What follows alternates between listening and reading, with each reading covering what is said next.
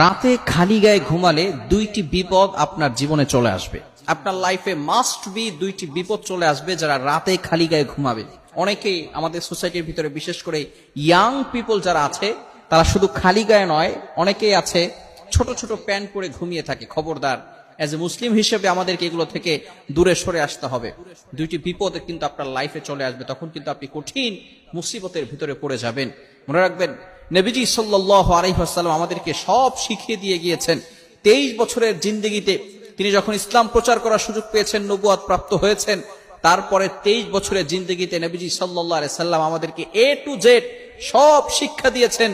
কিভাবে আপনি টয়লেটে গিয়ে নিজেকে পরিষ্কার পরিচ্ছন্ন রাখবেন, সেখান থেকে শুরু করে আপনি বাইতুল্লাহর ঘরে গিয়ে কিভাবে নামাজ পড়বেন, সেটাও নবীজি সাল্লাল্লাহু আলাইহি সাল্লাম আমাদেরকে শিক্ষা দিয়েছেন। আমাদের নবী একজন বাবা তার সন্তানদেরকে যেভাবে শিক্ষা দেয়, আমাদের সকলকে হাতে কলমে সেভাবে শিক্ষা দিয়ে গিয়েছেন। নবীজি সাল্লাল্লাহু আলাইহি ওয়াসাল্লাম জানিয়ে দিয়েছেন, রাতের বেলা ঘুমানোর আগে ওযু করে ঘুমাতে হবে। যে ব্যক্তি রাতে ঘুমানোর আগে ওযু করে ঘুমায়, আল্লাহ পাক রব্বুল আলামিন তার জন্য একজন ফেরেশতা নিযুক্ত করে দেয়। এই ফেরেশতা সেই রাত থেকে সারা রাত ওই বান্দার জন্য দোয়া করতে থাকে, ওই বান্দার জন্য ক্ষমা প্রার্থনা করতে থাকে, ওই বান্দার জন্য আল্লাহ তাআলার কাছে রহমতের দোয়া করতে থাকে। যদি কোনো ব্যক্তি ওযু করে ঘুমায়, আর ওযু করে ঘুমালে কতটা সওয়াব! যদি কোনো ব্যক্তি ওযু অবস্থায় ঘুমায় এবং সে পরিপূর্ণভাবে নামাজ আদায় করে, সে যদি ওই রাতে মারা যায়, আল্লাহ তাআলা তার জন্য শহীদের মর্যাদা দান করবেন। বলেন সুবহানাল্লাহ।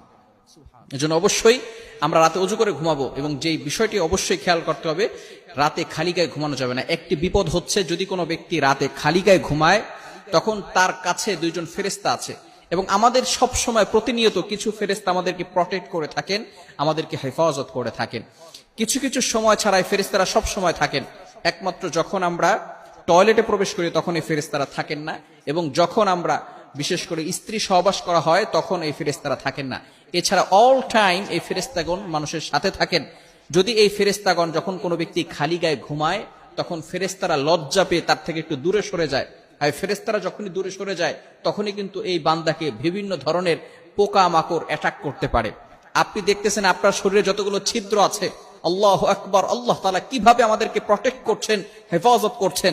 আমাদের নাকের ছিদ্রের, কানের ছিদ্রের যে জায়গাগুলো রয়েছে, মুখের যে জায়গাগুলো রয়েছে, সমস্ত জায়গায় আল্লাহ তাআলা ফেরেশতা নিযুক্ত করে দিয়েছেন, যাতে করে আমি ঘুমিয়ে যাব আর আমার নাকের ভিতর দিয়ে, কানের ভিতর দিয়ে কোনো পোকামাকড় ঢুকে যাবে, এই জন্য আল্লাহ তাআলা ফেরেশতা নিযুক্ত করে রেখেছেন। কিন্তু যারা রাতে খালি গায়ে ঘুমাবে, ফেরেশতারা লজ্জাবোধ করে সেখান থেকে চলে যাওয়ার কারণে, একটু দূরে সরে যাওয়ার কারণে, সেখানে কিন্তু বিভিন্ন ধরনের